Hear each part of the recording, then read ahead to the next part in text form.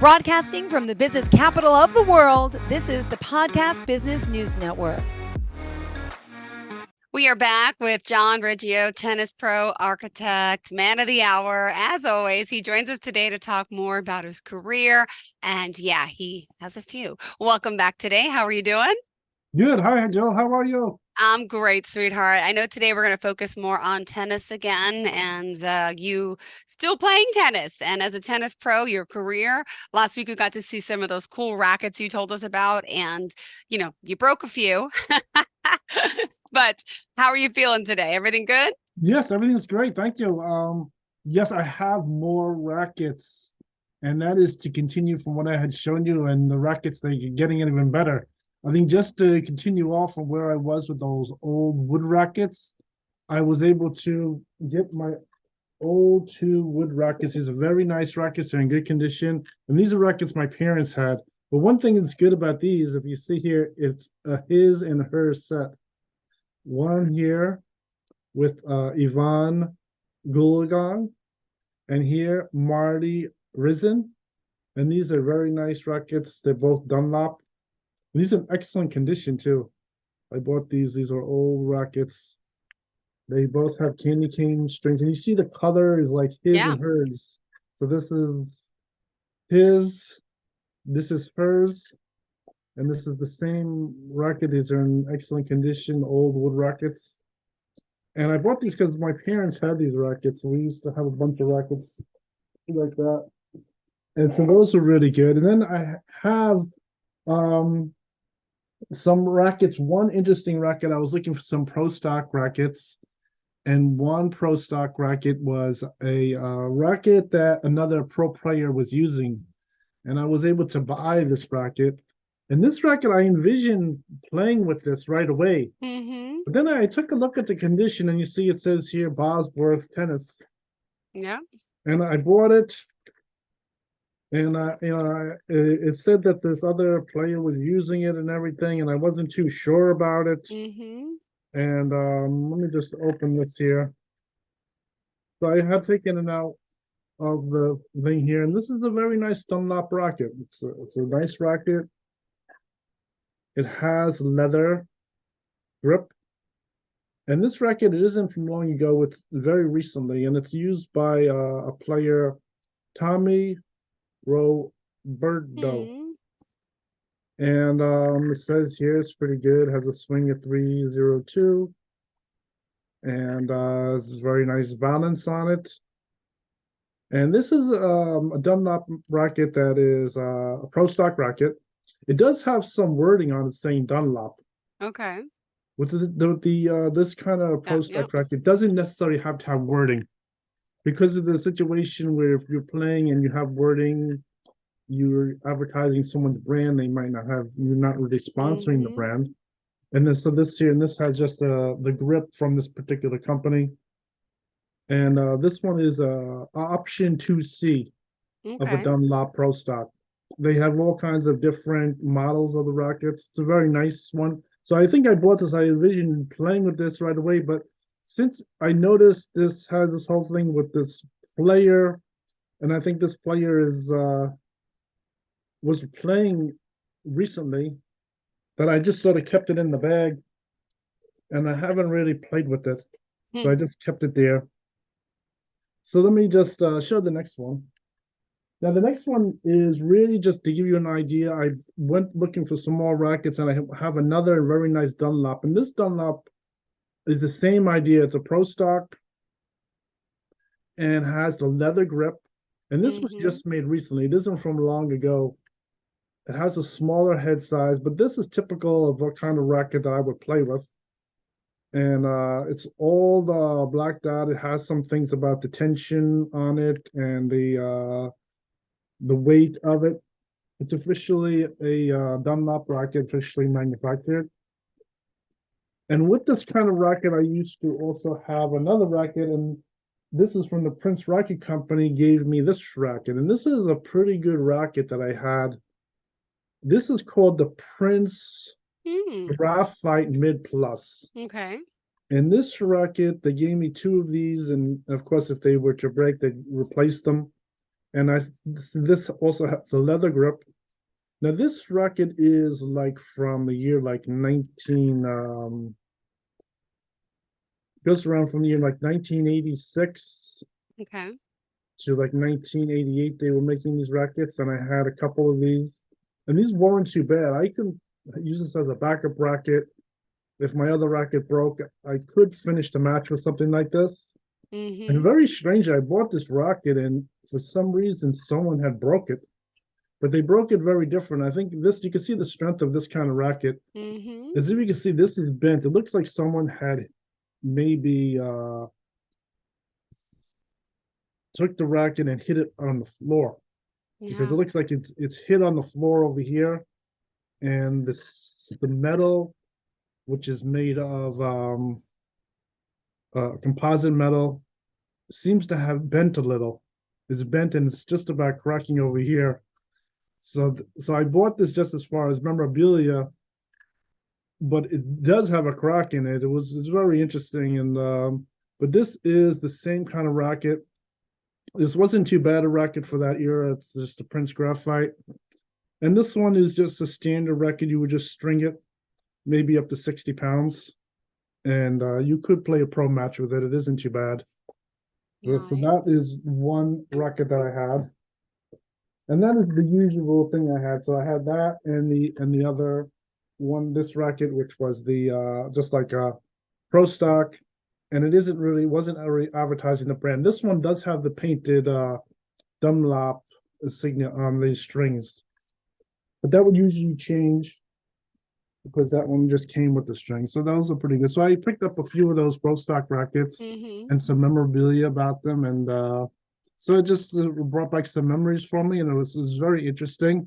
And those old wood rackets, I was able to find those two in excellent condition. But so that was good. So those are two rackets we used to have at home. I thought they were very interesting.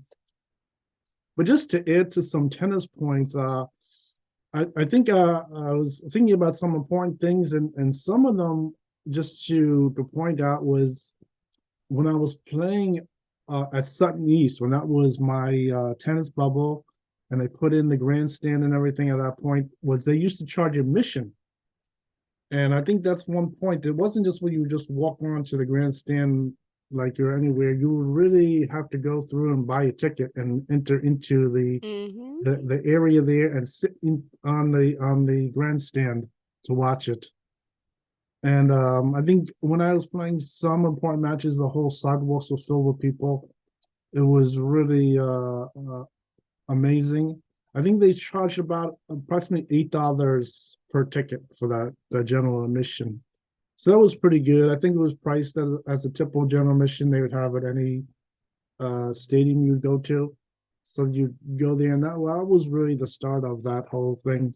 So that was pretty good.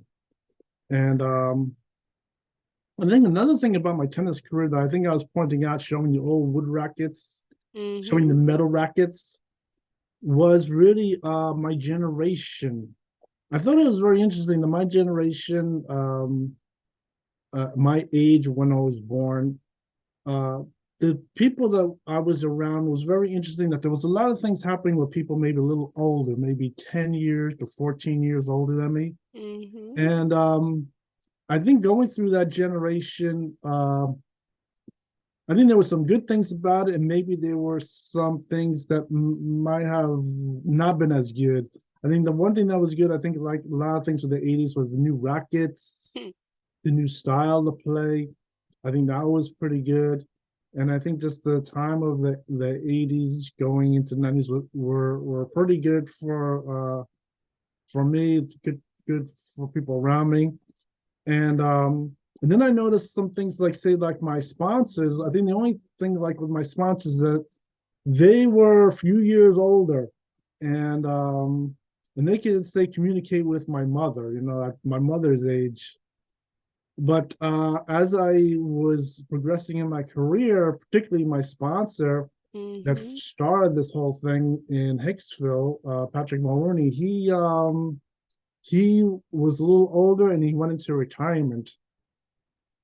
And I remember those times with playing tennis. I every once in a while I give him a phone call, and I think he was always good. You always call him about my tennis, and it was helping to keep my tennis going. But unfortunately, since he was going into retirement, some interesting things was happening. I think so that really had to propel me to find more people to sponsor my game. But I think that is one thing about my particular generation that was making things very interesting.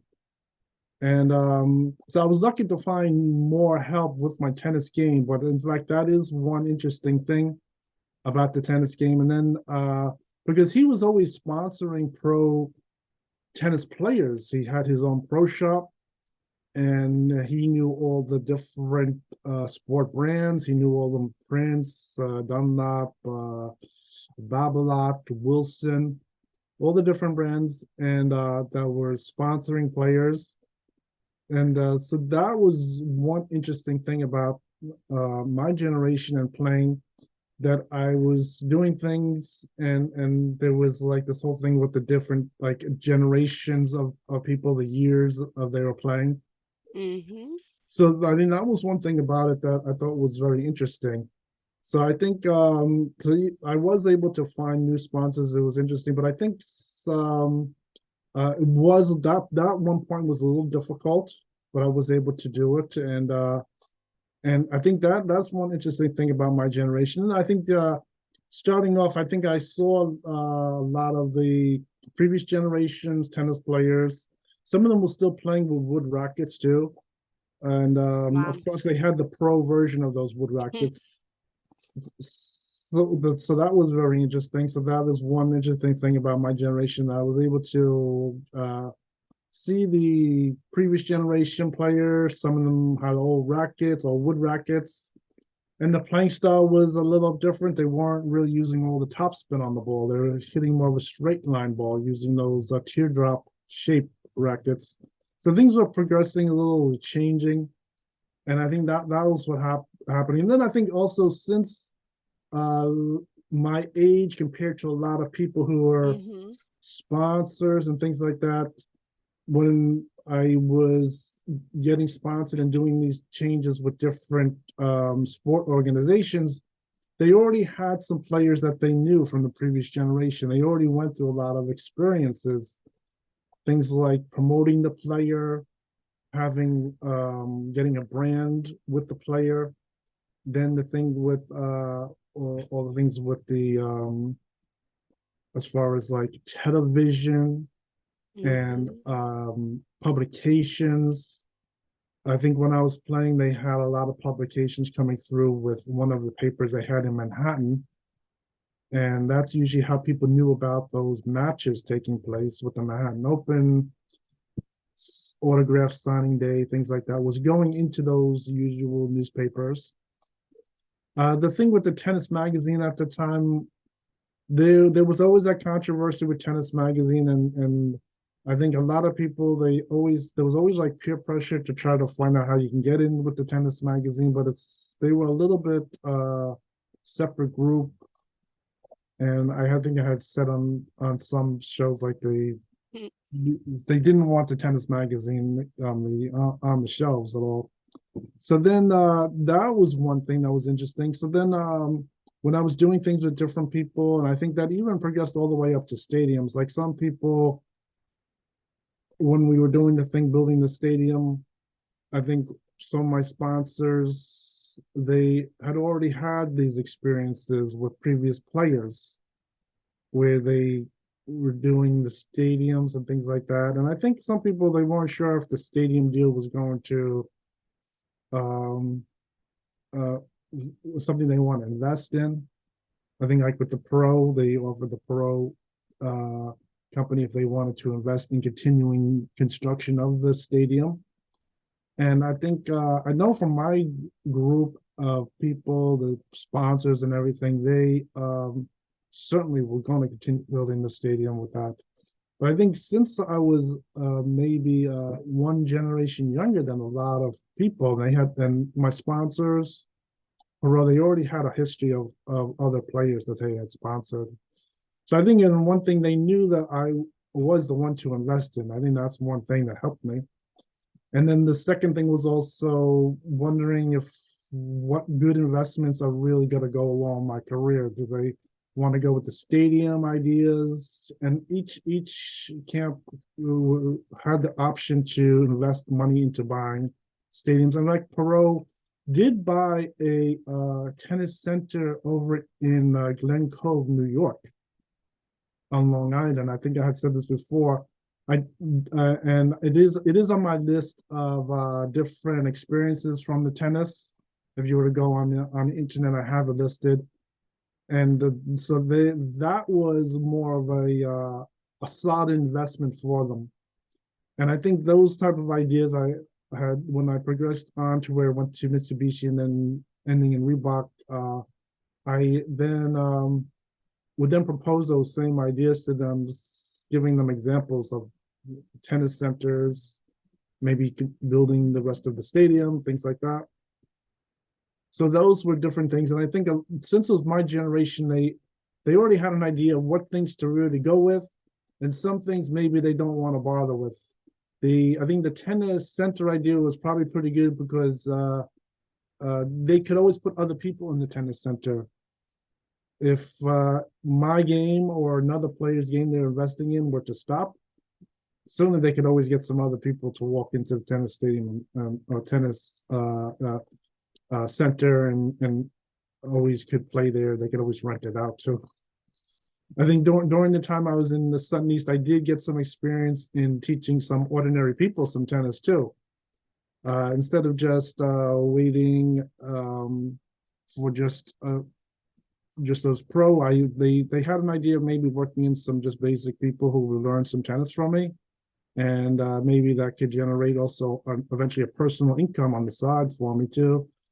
Because with these tennis centers, there's always the idea of me possibly even just running my own personal tennis center and making money that way, generating money, teaching and things like that. So I was already doing some of that. They gave me a few people to teach tennis to who weren't pro players. So I did get a little sampling of that at the time too. So that wasn't too bad. I think some ideas going back, even Vitas Gerulaitis was always recommending, telling me to put my name in like the local penny saver where I can give tennis lessons, and as just like a little side thing. So that was one interesting thing. And I think one interesting thing about my generation that was a good thing instead of all the things that they were cautious about was the new thing with television having the video van. They had this television van and it had the like this boom on top, and when the television was going to go on, they used to raise the boom and you see this like this little television camera on it, and at any time I was on TV. And they did this on purpose with myself and with other players, that the television would turn on at any time. There's no way for me to know if I was on television for that match or I wasn't on television. And I think that is something new for my generation. I think it worked pretty good. They did that on purpose because they don't want you to become self-conscious about playing on television. And they also don't want anyone interfering too. They don't want people coming over. So this whole thing with the mobile van and the television worked out very good. In fact, I think the first time I was just made the main group when I just turned 18 years old, they had like the Channel 2 news van came out. He parked in the parking lot and the boom went up. And I think when I was playing some tennis, my opponent, one of the games I remember particularly was with Vitas Gerulaitis. He wasn't too sure what was happening because he was a player from a previous generation, and he was used to organizing the players there, the new players in the pro group, and so that worked out really good. That was to my advantage in my generation, that they could just turn on the camera, and I'm there. And this happened over the years through my career, where they were able to use that handheld camera, and it's somewhat large. I think for them, you probably see them on television. They have to put them on their shoulder if they carried them. or it just goes on a boom of a truck. So they had those, and but I think in my generation that was able to help me out. And so that was one thing I was able to excel with. Then the next thing with the television, wasn't just the television, but it was also what television network. And I think when I was at Sutton, they had Robert Kraft. I think I talked about Robert Kraft as one of the persons involved with my tennis. And I was there, and really the network to really get on at that time was ESPN. So I was really one of the first players to really get on ESPN. And I was talking to some players when I used to check back at the tennis center over by the parking lot, and they would say, they're getting jealous. They're getting jealous. They want to go on ESPN. So I was really doing the top thing, the newest thing, going on ESPN and going on other networks too. It's like I don't even know all the networks I was on, but I find out later that they have seen me in different parts of the world, and they really like my playing and they know my playing. Yeah. So that was really good. And so I think one thing also was I was also talking about some things about the tennis center and the people, but at the player level, I think the players that I initially met, like they had Vitas Gerulaitis, Ivan Lendl, and Bjorn Borg, I think they were all willing to let me get recognition, exposure on TV. And I think one thing was very interesting, that particularly Ivan Lendl, he was the guy running the papers and going through some basic things after I turned 18 about how to play and things like that. And I think his idea he formulated was that I would really instead of having my own court in Jericho, that they would maybe move me to where I'd have my own court at the tennis center, that did happen. Just I think his idea was for me just to play in the stadium. He was gonna let me play in the stadium and use that as my place of warming up and things like that. And so he gave me the address, and I was going down there at the time when I was just turned 18 and checking out the stadium there. But he had an idea of me going there and making that was going to be the place that he thought I should go, putting together the things. Mm-hmm. But I think that's another thing that's maybe the generational thing, where this idea of me having my own court just there outside and building around the court. Sometimes they start putting bleachers around the court, things like that, was really what was happening at that time for my generation. And I think the tennis bubble, I didn't research the tennis bubble technology back too far, but I think the tennis bubble was another thing that was maybe something newer, that it was being kept up with air pressure. And this thing with using the air pressure with the tennis bubble, and you could play when it's raining outside, if it's cold outside, you play all year long. So those are big advantages to the tennis bubble.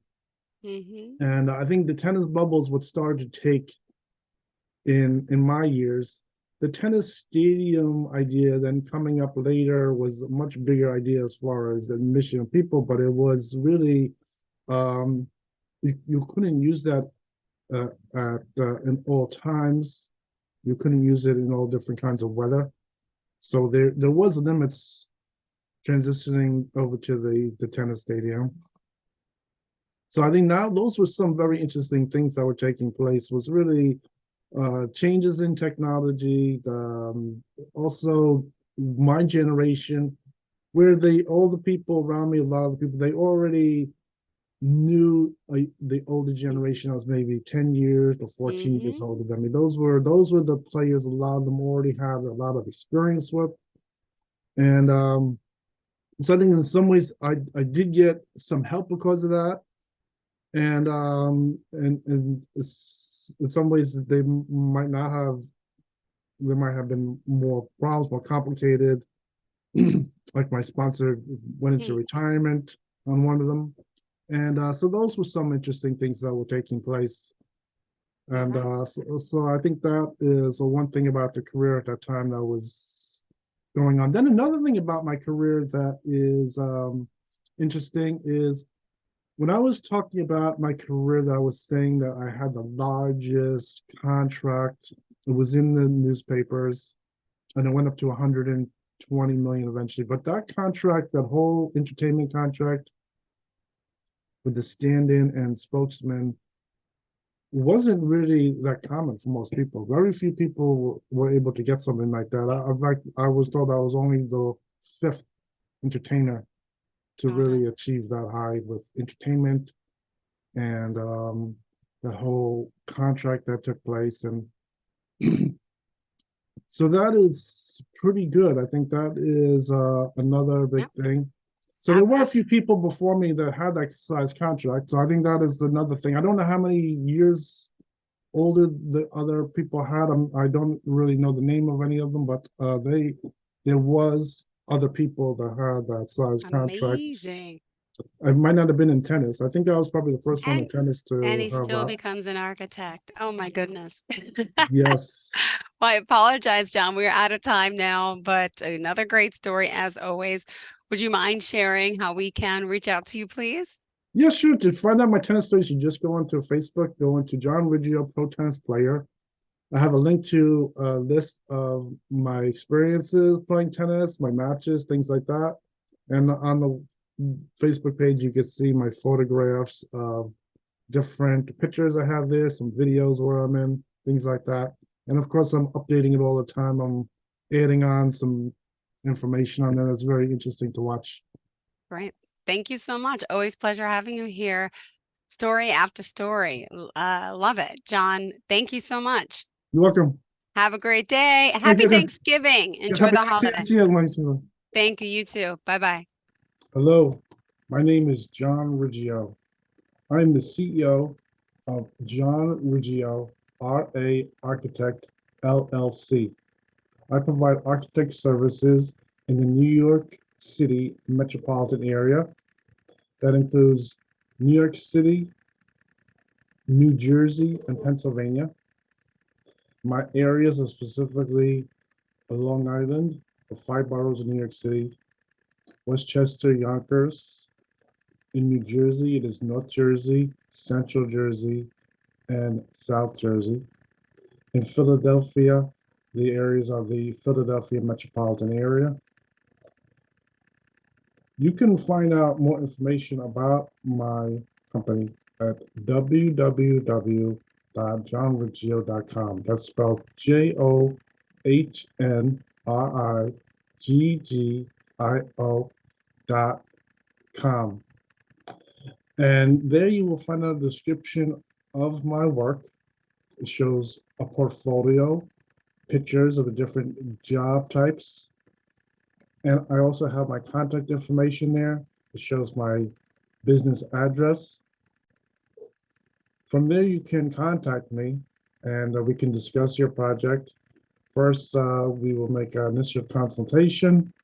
And then from there, we will then go over designing your project and then constructing your project.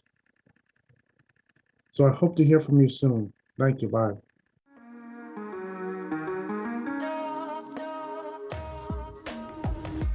Broadcasting from the business capital of the world, this is the Podcast Business News Network.